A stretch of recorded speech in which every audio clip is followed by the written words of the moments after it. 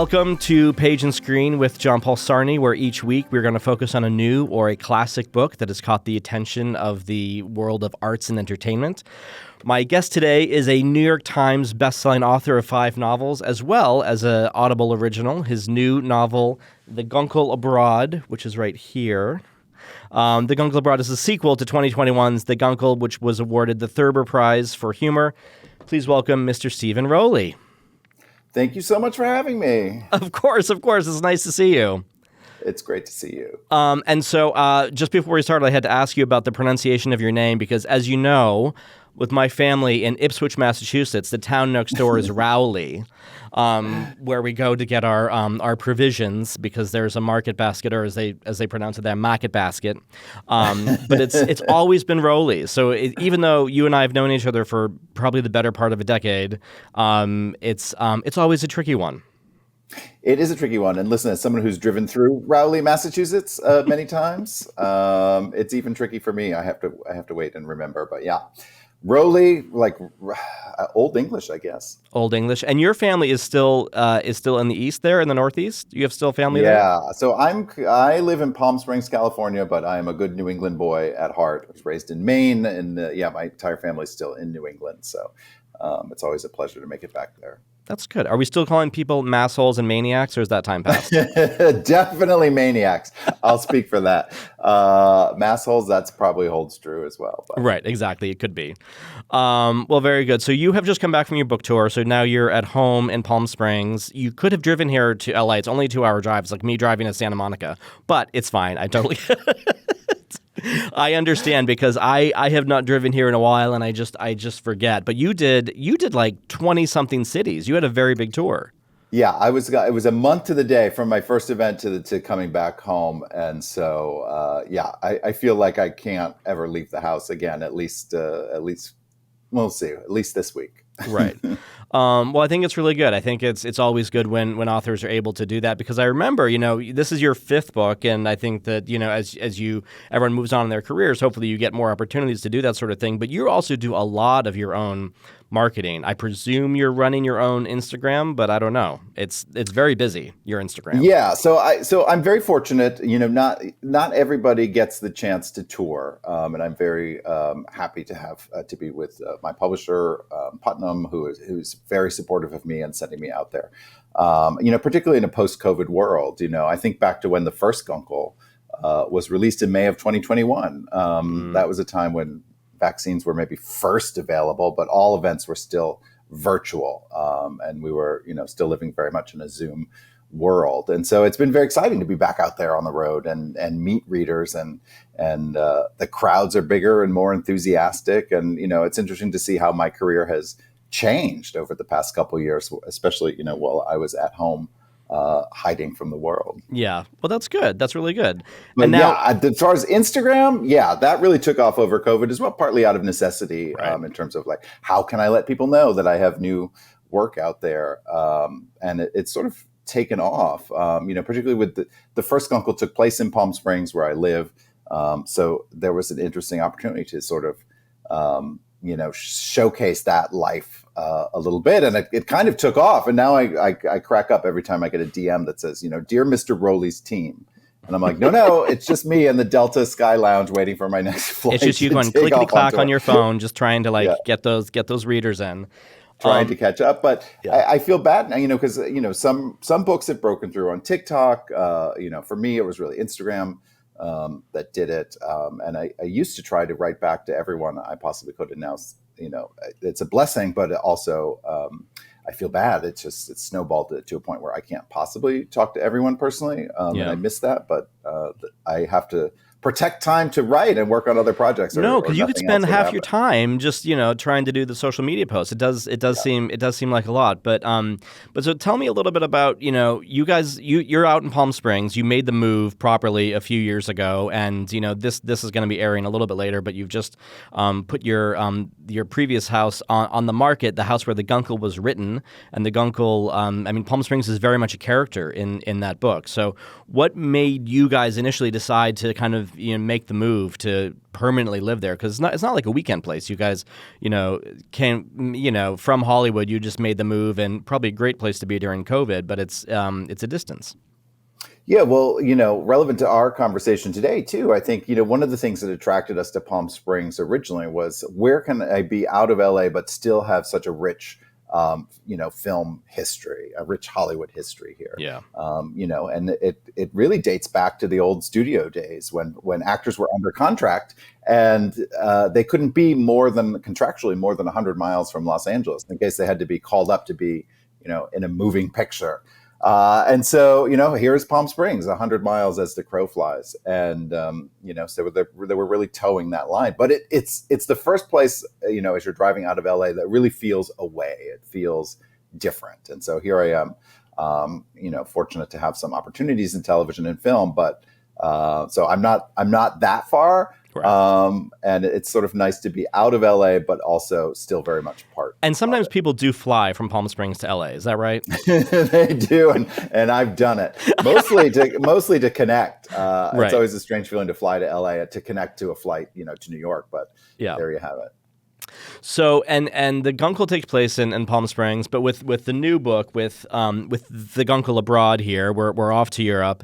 And at what point did you kind of realize that this was not going to be a standalone book, that you wanted to return to Patrick and the world of the Guncle and the kids? Yeah, I think when I finished the first book, I really thought that was it. I didn't ever imagine that there would be a sequel. But just to give the lay of the land, in the first book is about Patrick O'Hara, a semi-retired television star living a somewhat reclusive life in Palm Springs when he's tasked with taking in his niece and nephew for the summer after the death of their mother. That's not a spoiler to say, because it was always set up that he would have them for the summer. At the end of the book, they go back east to a house where their mother no longer is there. And so my thoughts kept returning to those kids, in many ways, their grief journey was just beginning at the end of that first book.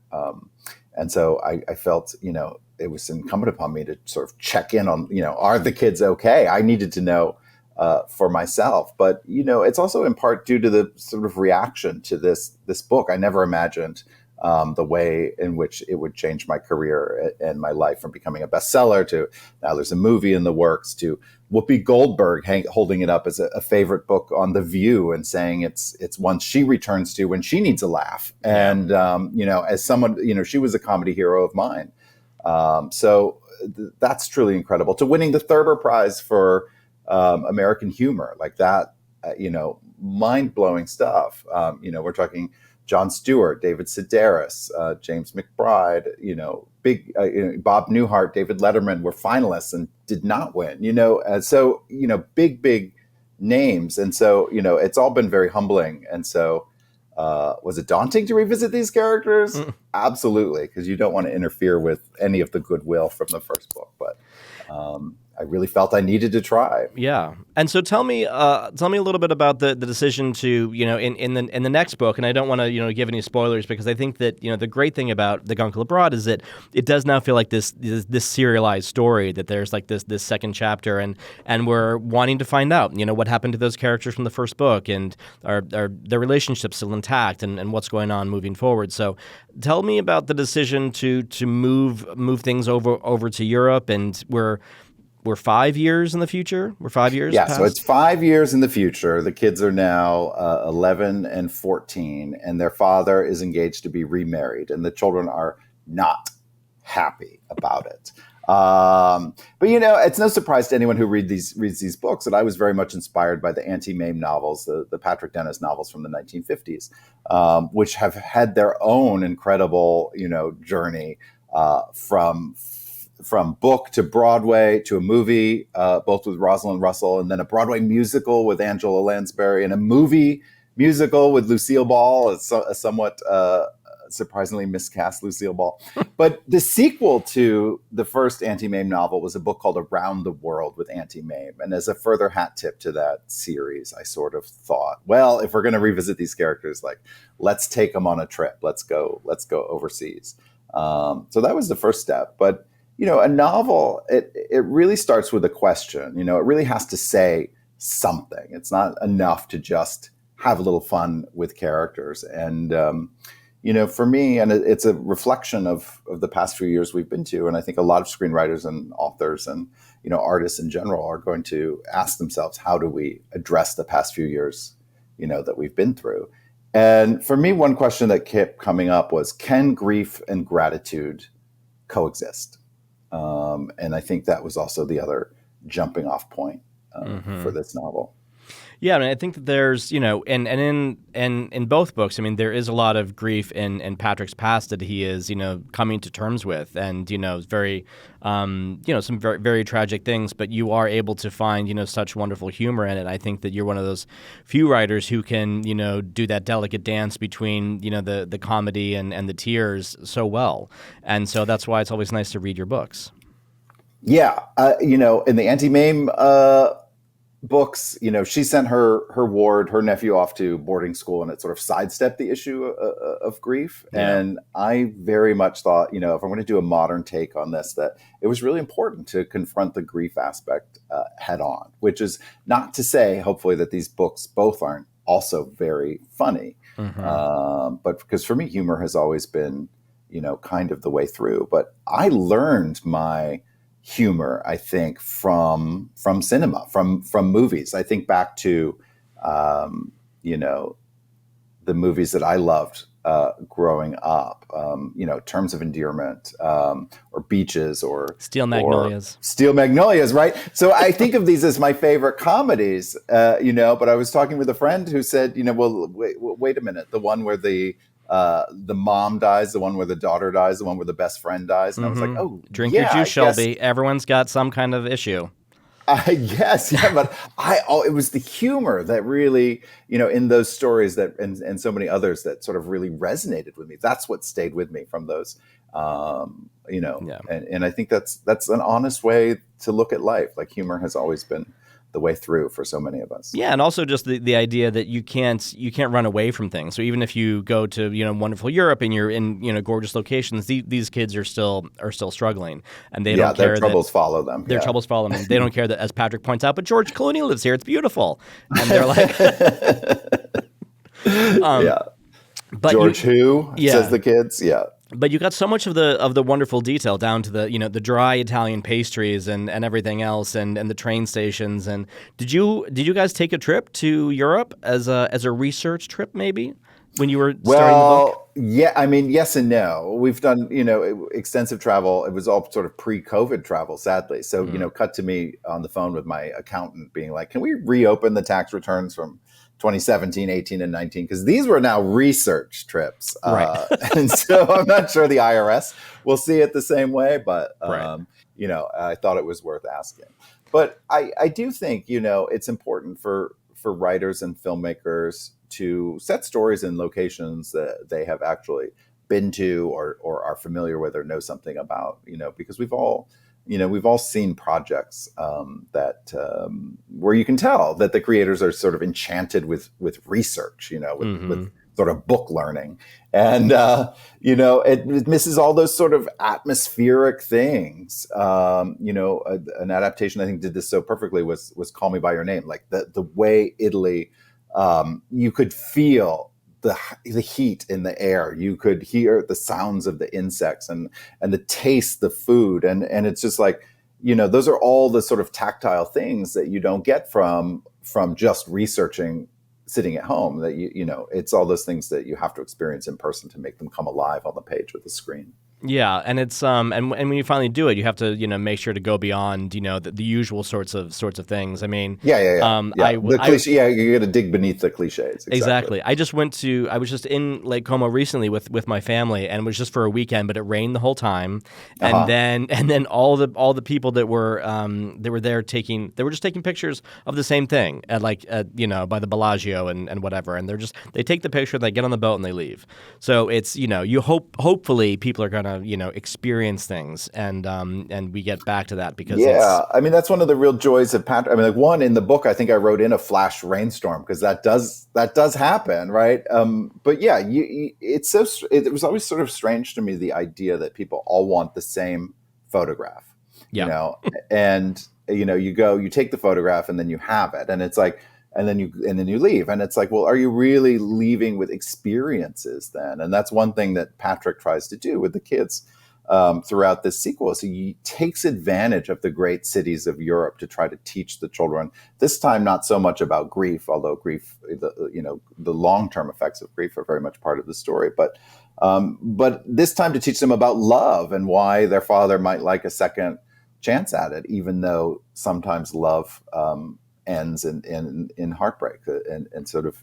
Yeah. And to do that, you have to show them things that aren't necessarily in the guidebooks. Yeah, and I think that it's so well done, and I like your point about the watching films that have like that tactile approach to the great capitals of Europe and what it's like to actually be there, and that's really what I wanted to talk to you about, because you certainly have had the attention of Hollywood for quite some time now. So I'd love to know, what has your experience been, whether it's, the Guncle or other things, and it's, as you know, I work in this industry, and it's the road to adaptation can be a long one. And so for you, from your experience, how is it all going? What can we expect? Are there things coming down the line that we can look forward to? Yeah, I mean, I hope so. It's been an interesting time, first of all, let's start with this. I'm incredibly fortunate that I have 4 books in development for TV or film adaptation. And who knows, maybe the Guncle abroad, but that's one thing when you sell the story rights, you're sort of selling character rights and whatnot. So, right. Would I love to go to Europe and film this new book? Absolutely. But let's get the first movie off the ground. Right. One thing at a time. So not only have I experienced, though, all the sort of frustrations of, sort of regular developmental delays, people, attachments coming and going from projects. It's also been some unfortunate timing in that, it's been, some of these projects were in development over the course of a pandemic, right? Which really shut things down for the better part of a year. And then the writers and actors strike last year, which also really slowed things down. So some of these sort of force majeure events that, unfortunately I have no control over, and it's impossible to sort of shepherd projects along during those times in the events of a strike, as it should have been. So I do hope things are picking up steam. But in the horse race of which of my books will make it to the screen first, it's very interesting. On some days I think it's very much one project that seems to be moving full steam, and then something will happen, and it's another one that sort of takes the lead. Yeah. I remember being on a panel this was pre-COVID, so 2019, I'm going to say it was, with Garrett Conley, who wrote Boy Erased. And that movie was just coming out with Russell Crowe and Nicole Kidman. And his book came out at the same time as my first book, Lily and the Octopus. And we were on a panel together at a book festival about screen adaptations. And he was complaining about how slow the process was. I was like, are you kidding me? Like 3 years from publication to your movie is in theaters. That seemed like lightning speed to me. And so I hope to see something catch fire very soon. And as we come to the, we've just finished Pride Month, are you seeing great films that you love with characters that are like Patrick? And, do you feel like representation is getting better on screen for LGBTQIA+ characters? Yeah, the other thing that I've been Yes, is the answer to that. There've been incredible things that I've seen both on television. Fellow Travelers was an interesting surprise to see that, to be delighted by how political and how sexual and sexy it was. Yeah. To All of Us Strangers on the screen last year. I don't know that I see a character just like Patrick, and so I'm excited to see that. But one thing about these projects being in development at the same time, and all of my projects sort of having queer leads or queer characters, is the casting lists and that sort of evolution of actors in contention to play these roles. And I optioned my first novel, Lily and the Octopus, a book in 2016. So, 8 years ago. And it's been very interesting to track the sort of cultural changes that have happened in that time. It doesn't seem like that long, but cultural conversations with queer issues happen very quickly. We think, as we're recording this, today is only the 9th anniversary of marriage equality being the law of the land. And so, 8 years, that's a long time too. Should only queer actors be considered for queer roles?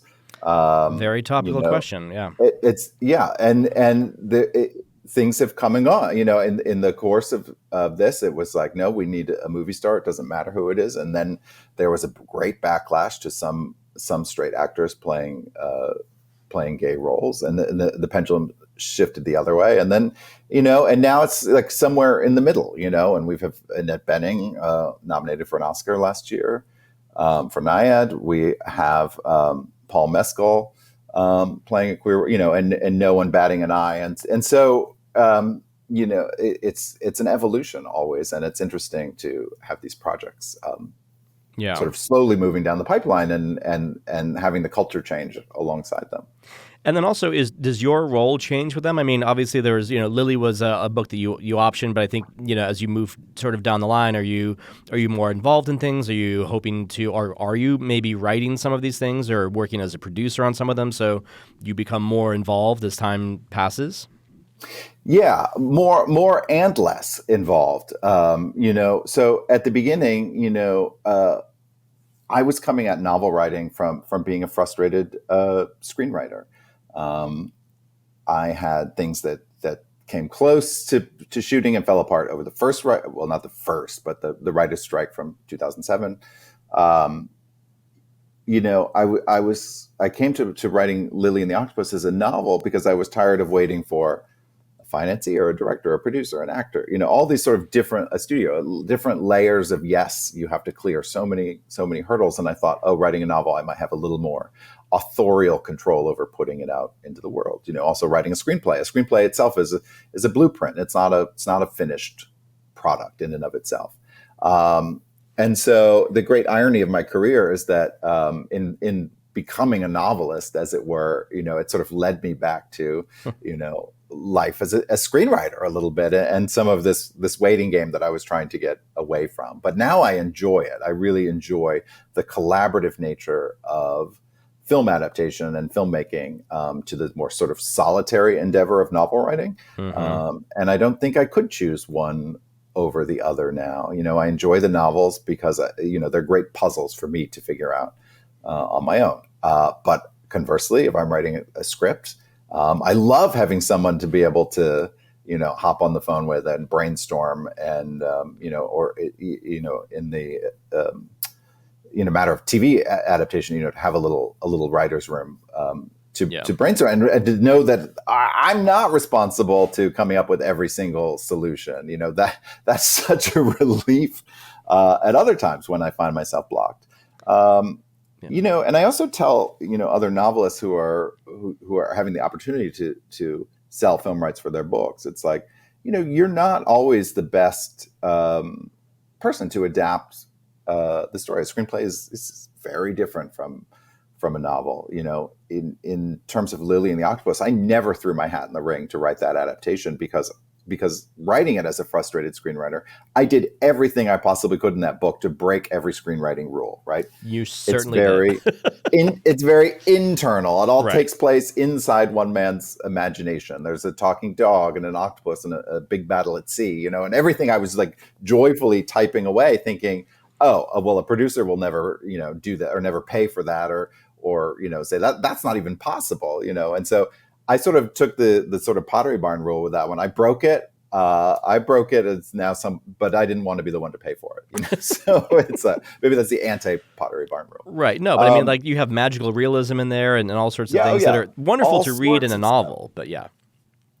But yeah, that I thought, I thought I wrote a book that was deliberately unadaptable, and then Hollywood came calling anyway. So I just was not the best person to write that adaptation, and we've had several writers coming on. We have a new writer director now who I'm very excited about.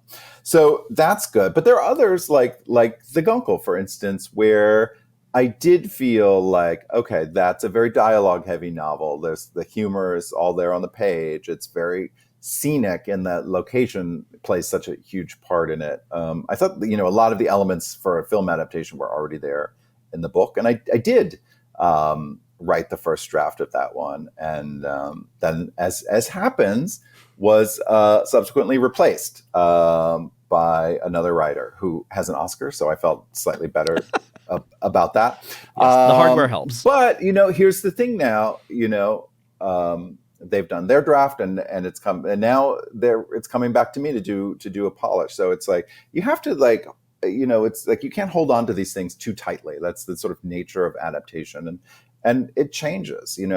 I sold my book, The Editor, to Fox 2000 at the time, back when, before Disney acquired Fox. Well, here's a weird oddity of the business.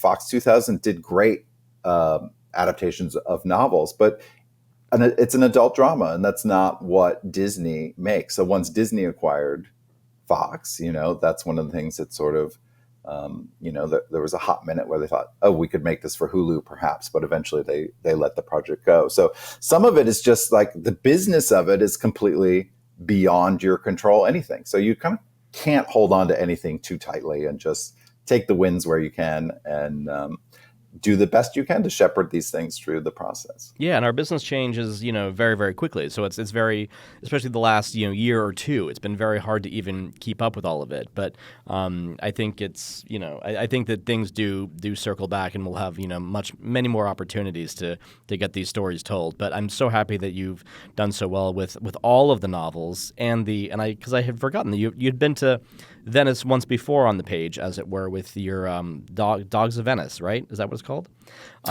Correct, yeah. Which was like a novella. The original that I did for Audible. Yeah. Excellent.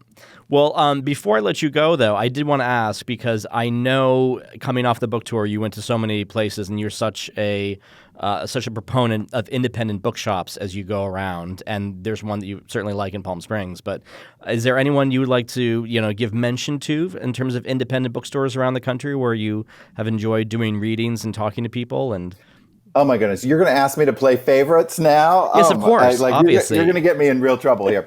But I will say, I'll say this. There were some true unexpected delights, and let's just say Massachusetts, because that's where our conversation started. There's a book called a store called An Unlikely Story in Plainville, Massachusetts, and I was like, I can't go to Plainville, Massachusetts. I know no one there, and it just comes from that insecurity still that every writer has, that no one is going to show up. And 200 people came.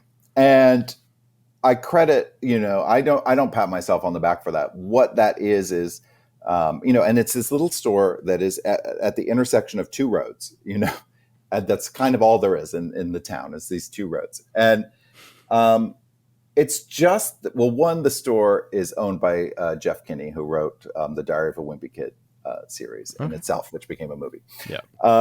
But two, it's these stores in some of the smaller communities that have such an incredible relationship with the community, that they are real tastemakers for the town, and that the town really listens to their bookstore. And I love the idea that a bookstore can still be a center for conversation and community.